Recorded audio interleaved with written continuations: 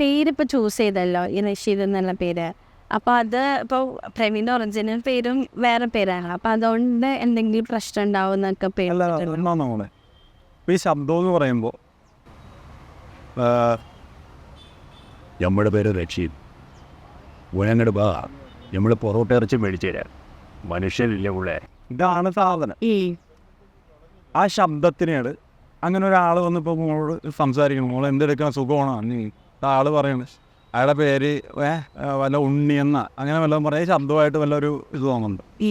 അങ്ങനത്തെ ഒരു ശബ്ദം നമ്മൾ മിക്കവാറും കേട്ടിട്ടുള്ളതൊക്കെ ഈ ഇതുപോലെയുള്ള ഓരോ ഇതിലേക്കാണ്. മനസ്സിലായ? അപ്പോൾ പക്ഷേ പൊളിറ്റിക്കലി നോക്കുമ്പോൾ കുറേ ഇഷ്യൂസ് വരാൻ ചാൻസ് ഉണ്ടല്ലോ, എന്തെങ്കിലും ഭീഷണിയൊക്കെ വന്നിട്ടുണ്ടോ? ഭീഷണിയല്ല, കുറച്ച് പേരെല്ലാം വിളിച്ചിട്ട് പറഞ്ഞു ഇതുമായിട്ട് ബന്ധപ്പെട്ട ഒരാൾക്കാർക്ക് ഭയങ്കര ആ ഒരു പേരിൻ്റെ ബുദ്ധിമുട്ടും പിന്നെ ഈ കമ്മ്യൂണിറ്റികളൊക്കെ ഉണ്ടല്ലോ, അപ്പോൾ അതിൽ ഉൾപ്പെട്ടിട്ടുള്ള കുറേ ആൾക്കാരൊക്കെ എനിക്ക് പേഴ്സണലി ഫ്രണ്ടായിട്ടുള്ളവരുണ്ട്. പക്ഷെ അവരോടെല്ലാം ഞാൻ പറഞ്ഞു കേട്ടോ, ഞാൻ ഇത് ആരെയും കളിയാക്കി ചെയ്തിട്ടൊന്നും എന്നെ അറിയാവുന്നവർക്ക് അതറിയാം. ഞാൻ അവരോടൊക്കെ ഞാൻ പറഞ്ഞിട്ടുണ്ട്, കളിയാക്കിയായിട്ടുള്ള രീതിയിലല്ല ചെയ്തത്, ഒരു താല്പര്യത്തിൻ്റെ പുറകെ ചെയ്തെന്നേ ഉള്ളെന്ന് പറഞ്ഞു. പൊതുവെ ഇങ്ങനത്തെ ഒരു കാര്യത്തിന് അങ്ങനത്തെ പെട്ട കമ്മ്യൂണിറ്റി ആൾക്കാരോട് പല നമ്മുടെ ചുറ്റുള്ള ആൾക്കാർക്ക് ഒരു നെഗറ്റീവ് മനോഭാവമല്ലേ. അപ്പോൾ ഈ ഒരു കാര്യം അങ്ങനെ കൂടുതലാവോ എന്നുള്ളൊരു പേടി ഉണ്ടായിരുന്നോ ഈ വൈറലായ സമയത്ത്?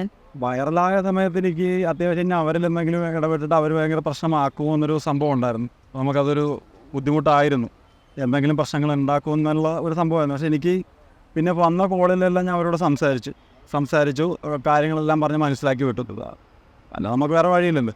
എങ്ങനെയാണ് എന്താണെന്നൊക്കെ ചോദിച്ചപ്പോൾ പറഞ്ഞു കുഴപ്പമില്ല, കമ്മ്യൂണിറ്റിയിലൊക്കെ ഇത് സംസാരമായിട്ടുണ്ടെന്ന് പറഞ്ഞു. ഒന്ന് രണ്ട് പേരും കൂടെ സംസാരിച്ചിരുന്നു. അവരുടെ ഇതിൽ മെയിനായിട്ട് നിൽക്കുന്ന കുറച്ച് പേരെ എനിക്കറിയാം, കമ്മ്യൂണിറ്റിയിലെ മെയിൻ മെമ്പേഴ്സ്. അവർ ഞാൻ ഇവിടെ സംസാരിച്ചപ്പോൾ ഞാൻ പറഞ്ഞത് നിങ്ങളെ അപമാനിച്ചുകൊണ്ടൊന്നുമില്ല, സംസാരിച്ചപ്പോൾ കാര്യങ്ങളെല്ലാം ശരിയായി.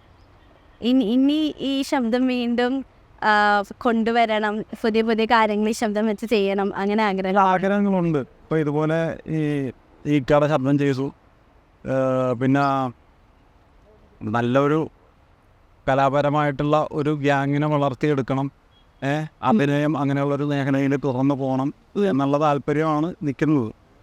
അപ്പോൾ അതിനുവേണ്ടിയാണ് ശ്രമിച്ചുകൊണ്ടിരിക്കുന്നത്. ഇവിടെ കൊച്ചിയിൽ വന്നിട്ടാണെങ്കിലും നമ്മളെ പഴയ കുറേ കൂട്ടുകാരുണ്ട്, അവരോടൊക്കെ കണ്ടിട്ട് നമുക്ക് പുതിയ പുതിയ ഓരോ പ്രൊജക്റ്റ് ചെയ്യേണ്ടത് നമുക്ക് ചെയ്യാമെന്നൊക്കെ പറഞ്ഞിട്ട് അവരോട് ഫോഴ്സ് ചെയ്തുകൊണ്ടിരിക്കുകയാണ്. എന്തെങ്കിലും സീരീസോ അല്ലെങ്കിൽ ഏതെങ്കിലും അവസരങ്ങളോ ഒക്കെ കിട്ടുമെന്നുള്ള പ്രതീക്ഷയിലാണ് ഇപ്പോൾ നിൽക്കുന്നത്.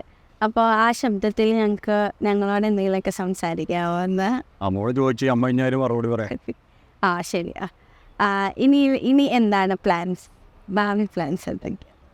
നമ്മുടെ പരിപാടി എന്ന് വെച്ച് കഴിഞ്ഞാൽ ഇപ്പോൾ കടവന്ത്രയെല്ലാം നമ്മുടെ സ്ഥലം, അവിടെ വന്നിട്ട് പയ്യന്മാരുണ്ടാവും.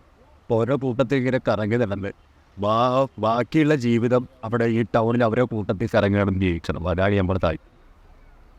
ഇനി സിനിമയാണോ ലക്ഷ്യം? സിനിമയിലോട്ട് വരണം എന്നുണ്ടോ? സിനിമയിലോട്ട് വരണമെന്നില്ല, നമുക്ക് സിനിമയിലോട്ട് പോകണമെന്നാണ്. പിന്നെ അവിടെ ചെന്നാലേ നമുക്ക് ബാക്കിയുള്ള കാര്യങ്ങളൊക്കെ ഉണ്ടാവും.